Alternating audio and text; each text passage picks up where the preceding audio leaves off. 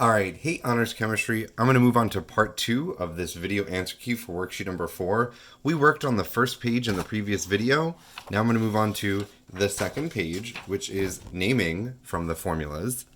All right, so let's look at this first one. I have CuNO3 Well, each nitrate is -1.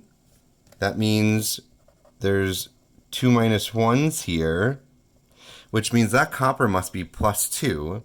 This is going to be copper, Roman numeral 2, nitrate. The only way for the sum of these charges to equal 0 is if copper is +2.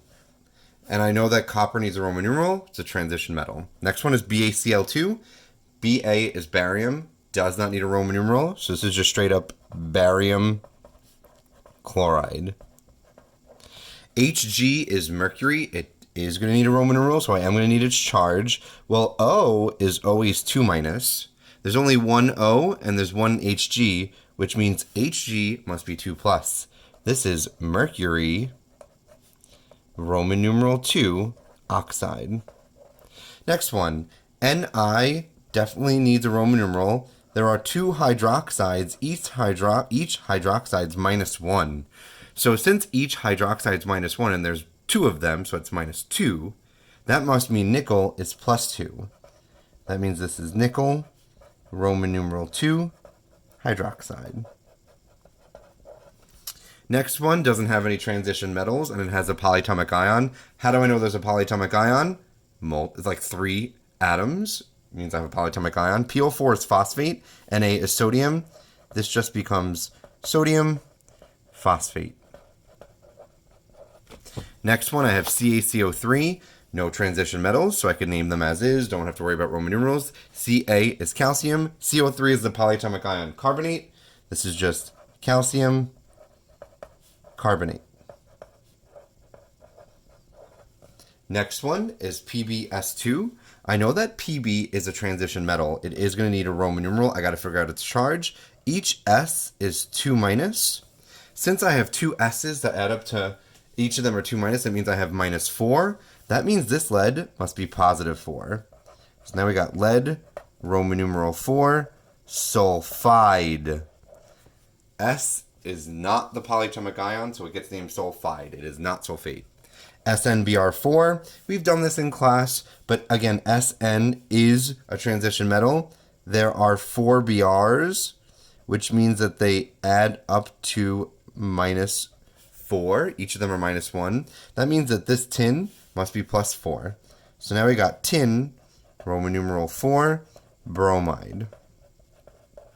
Next one, there are no metals in it. I just have 2 polyatomic ions and I name them as is. I have NH4 and CrO4. This is ammonium chromate. And notice how I don't do anything with the fact that there's 2 ammoniums, no Roman numerals, no nothing. You name polyatomic ions as is because their charges do not change. Next one, Mg and NO3 Mg is a regular old metal, not a transition metal, so I can name it as is. That's magnesium. And I know that this has a polyatomic ion because there are 3 symbols. NO3 is nitrate. This is magnesium nitrate. Next one, I have Li2O, no transition metals. I have regular metal lithium, Li, lithium, and then combined with oxygen, lithium oxide. Next one, I have FeS. S is 2-. That means that Fe must be 2+. This is iron 2 sulfide.